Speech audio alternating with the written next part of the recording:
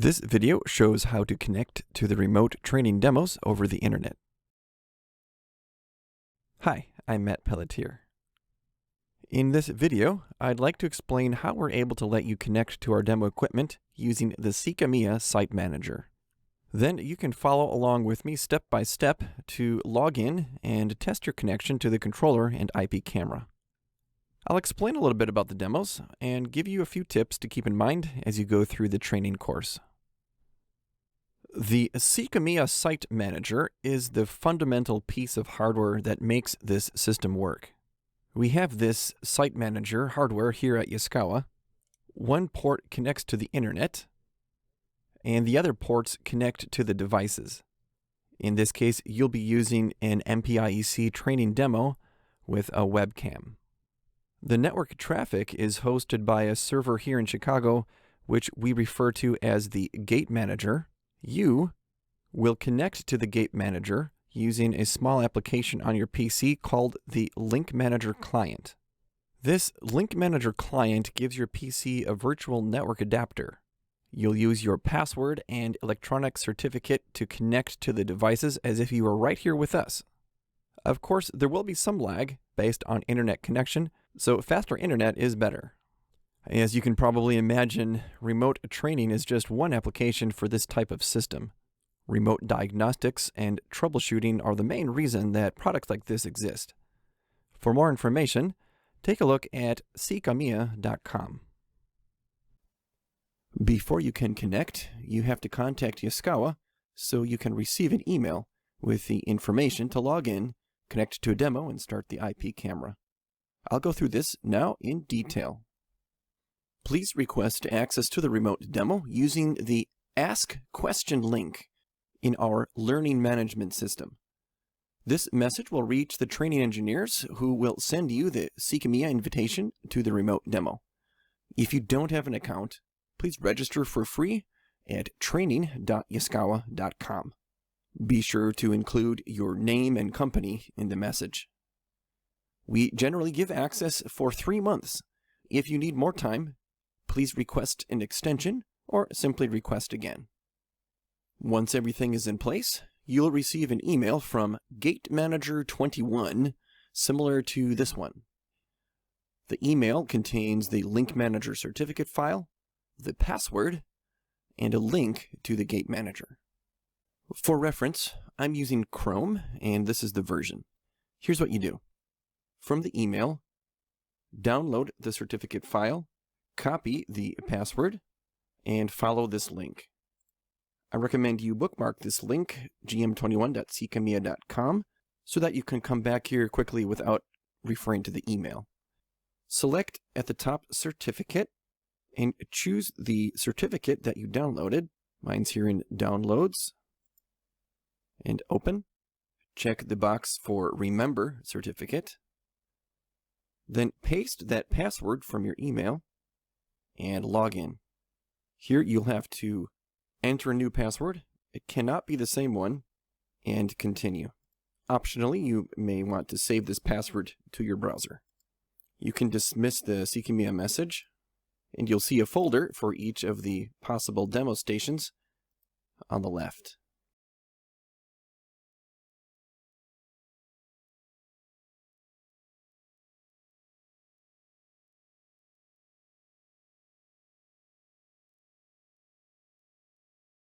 Stations 1 through 4 are the MP2300 SI demos for the PLC Open Basics training. Stations 5 through 9 are MP3300 IEC demos for training on Web UI, hardware configuration, PLC Open Part 4, and servo tuning. Station 9 has a Smart Panel HMI for the Movicon training. I'll use this MP2300 SI demo for now, and a little later I'll show the MP3300 IEC demo. To connect, you expand the folder, select one of the hardware devices, and then use the button called Connect Group. This says Detecting Link Manager Client, which you have not installed yet this first time. You need to install this Link Manager Client. a small software package that will download. You can execute it. It's a very quick installation. Just click Next and install. That's completed. We can close it. Next, choose Start Link Manager. For convenience, I would check this box to always open the Link Manager. When the client is running, you will see this orange icon in the system tray. Click Retry, and that browser tab will close. Now you might notice there's this icon flashing here. You'll want to click on that. Just click Yes to allow. I'll go back here to the Gate Manager, and you will know you are connected when there is a green lightning bolt icon. You'll see this down at the bottom left also, the Link Manager power button and the lightning bolt icon. You can now disconnect. Link Manager ready. Connect group, and it's connected. This is how it will be from now on. You should not have to install the Link Manager software again. If the demo station that you choose before you've connected already has a lightning bolt on it, that means that somebody else is using this demo. If you try to connect to this group, it will tell you that you cannot do that. The remote device is already in use. Only one remote user at a time. That's exactly what we want, because we don't want two users attempting to manipulate that same hardware at the same time. If you're having any trouble with any of the connection here, look at the Link Manager icon in the bottom left, specifically this troubleshooting button, and go through some of the items that are listed here just to check that you're doing everything correctly. If you're still having trouble here, go ahead and contact us by email at training@yaskawa.com. After you connect group, you need to verify communication to these devices. The easiest way to verify communication to the controller is to access the web UI of that controller. Copy the IP address, go to a new browser tab, paste that in there, and hit enter. You may see a warning about this not being a secure site. Continue to that site, and you'll see the web UI, the web user interface of the controller. Please consult your network administrator if you can't get this far, and let us know again at training@yaskawa.com if there's any problems, and we might have some solutions for you. Back to the Gate Manager, the other device we have here is the IP camera, and its IP address can be copied. However, this camera is designed for Internet Explorer, so I recommend that you don't attempt to use Chrome, but rather use Edge, and I'll show you how to put it into Explorer mode right now. Find Edge on your computer. Then on the top right, go to the three dots, down to Settings. Then on the left, select Default Browser, and change the setting to allow sites to be reloaded in Internet Explorer mode. Then, as it says here, restart Edge. One more time, go back to Settings. On the left, go to Appearance, and scroll down to activate the Internet Explorer mode button. This can be helpful. Now to get to the IP camera, paste in the IP address, but that's not it. You also need to add to this :88, meaning port 88. Hit enter. You'll have to do that every time with the :88. Or perhaps memorize this one as a favorite. Now this might look okay for now, but we need to load this in Internet Explorer mode, and that's what this little button here is for. Reload tab in Internet Explorer mode. That moves the icon here to the left, Internet Explorer mode. And for convenience, you can turn on these two sliders here, open it in Explorer mode next time, and open it in compatibility view. Okay, so from now on, when you load this particular camera at this IP address, it will load it correctly. And you can get rid of this message about Microsoft Edge so you have a little more room when you get into the camera. Before you attempt to log in, you need to follow the instruction at the bottom. This website wants to install the following add-on, IPC Web Components.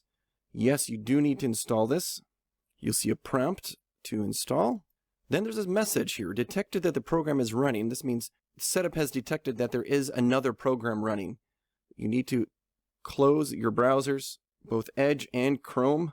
If you have Microsoft Teams or any other software running in the background, You will also need to close that too if this message doesn't clear. If you click yes and the message comes back, that means there's still another software interfering with the installation. That has not happened here. I'm able to click next, next, next, and install, and finish. Okay, let's start this all again. We'll have Chrome. We'll open the Gate Manager page, gm21.ckemia.com, and log in again. Got the password now. We'll log in. Dismiss the message if you have that. Connect the group. I've got the camera, IP address. Head over to Microsoft Edge for the camera. Paste in that address with :88. This time it's asking if it will allow me to run the add-on, so let's allow it. Last time was install, this time is run. And now we can log on with username, student in lowercase, and in lowercase also the password, Yaskawa, Y-A-S-K-A-W-A, Yaskawa1. You can look at that to be sure you typed it correctly. And log in. And we're in. If you do not have Edge, these steps are also possible in Chrome using extensions called IE Ability or IE Tab. And after you install those plugins, the steps are very similar. You can see on the left you have controls that you can pan back and forth or tilt up and down and try to achieve the best field of view. You can right click to go full screen or double click, does the same thing. You can zoom up a little bit if you want to. And those are the basics. The MP2300 SI demo unit has two Sigma 5 amplifiers that run these two motors on the right. Both of these servo amplifiers are networked using Mechatrolink 2 back up to the MP2300 SIEC controller. There is an I/O card that connects to the switch panel on the right, which we will not be able to use for this remote self-guided training. Okay, now let me show you the MP3300 IEC demo. Back in the Gate Manager, choose a demo that's open. Click on one of the devices. Click Connect Group. Yes, we'll have to disconnect from the other demo. This controller has a different IP address, but I'll test my communication with that one. There's the MP3300 IEC. And also the IP camera has a different IP address. So paste that in with port 88. It's the same username and password. Student, Yaskawa1, all lowercase. And there's the MP3300 IEC demo. Let's go over the components of this demo. We've got the dual-axis Sigma 7 amplifier running these two motors on the left, and the single-axis amplifier runs a motor on the right.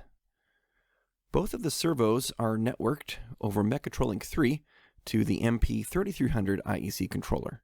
There is a SLIO module on the bottom right, but this is an Ethernet IP interface module which will not be used in the self-guided training. So why does ckemia show a SLIO module? On the back of these demos, we have wired another SLIO interface module that connects power and even absolute encoder battery there at the top. This will all be controlled by the Yaskawa Remote I/O Interface software panel. The Yaskawa Remote I/O Interface is an HMI software application that runs on your PC. It is a part of the class materials download for the MP3300 IEC controller training. This on-screen panel communicates directly to the controller using Modbus TCP protocol. It interfaces with the functionality programmed in the MP3300 IEC controller.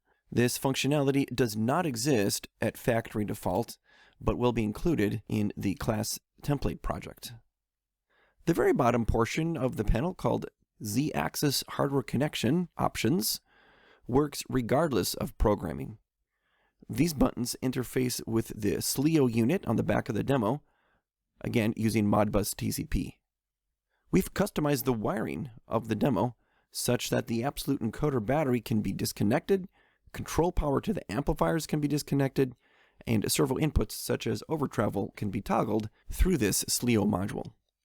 This way we can simulate scenarios that happen in the field, such as absolute encoder battery alarms and overtravel conditions. The remote I/O interface is available within training.yaskawa.com.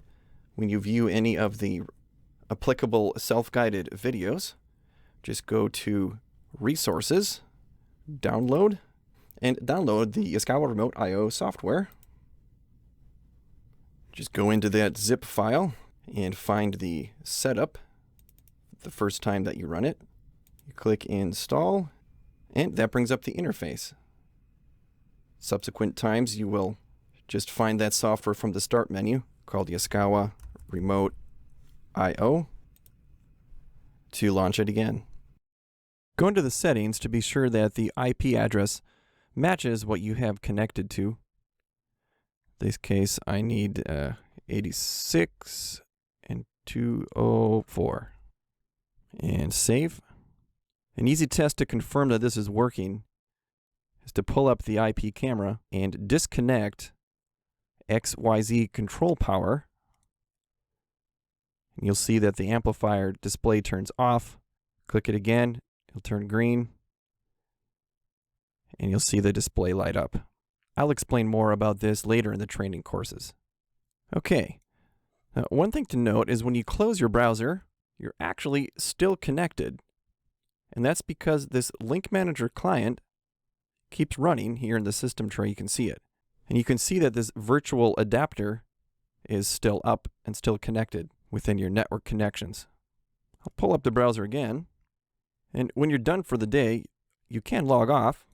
But as before, notice the client is still running and the Link Manager adapter still exists and still connected. It's fine to leave it like this, but if you want to completely exit the Link Manager client, just go to it, right-click on it, and choose Exit. The next time you want to access the remote demos, it will be real quick and simple because everything's set up. Just go to the Gate Manager 21, that's gm21.ckemia.com. Your certificate and password's all set up, so you log in. You're in the system, you choose your demo, connect, and you're ready to go. You can test your connection and be thorough. And open the camera to see what's going on. The login's already in there. You just click Login. It's quick and easy. A couple tips here before we wrap it up. If you have any connection problems, please first be sure that your local VPN service is off. If a VPN is active, you might be able to connect but not communicate with the devices. So if you're having trouble connecting, please talk to your network administrator, and also please let us know. There is an alternate solution for this where you could remotely access a PC here at Yaskawa and connect to the demos that way.